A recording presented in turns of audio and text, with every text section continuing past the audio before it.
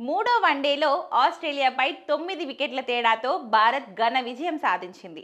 Toss గెలిచి మొదట batting చేసిన ఆస్ట్రేలియా 46.4 ఓవర్లలో 236 పరుగులకు ఆల్అౌట్ అయింది. తర్వాత బ్యాటింగ్కు దిగిన భారత్ 237 పరుగుల లక్ష్యాన్ని 38.3 ఓవర్లలోనే ఒకే వికెట్ కోల్పోయి ఛేదించింది.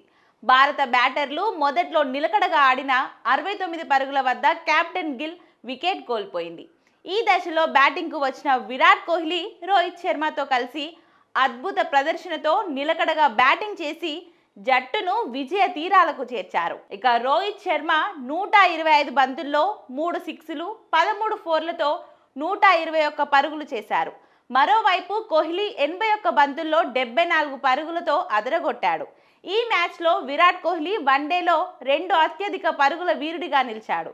రోగోద్యాయం రాణించడంతో టీమిండియా ఆస్ట్రేలియా నిర్దేశించిన లక్ష్యాన్ని 38.3 ఓవర్లలోనే కేవలం ఒక్క వికెట్ కోల్పోయి ఛేదించింది. ఆశిష్ బౌలర్లలో జాష్ హెజిల్వుడ్ మాత్రమే ఒక వికెట్ పడగొట్టాడు. మిగతా బౌలర్లంతా తేలిపోయారు. అంతకుముందు ఆశిష్ బ్యాటర్లలో మ్యాట్ రెన్షా 56, మిచెల్ మార్ష్ 41 మాత్రమే రాణించారు. టీమిండియా బౌలర్లలో హర్షిత్ రాణా 4, సుందర్ 2, సిరాజ్, కుల్దీప్, అక్షర్, ప్రసిద్ధ కృష్ణ తలో వికెట్ తీశారు. కాగా 3 వన్డేల సిరీస్ 2-1 తేడాతో ఆశిష్ కైవసం చేసుకుంది.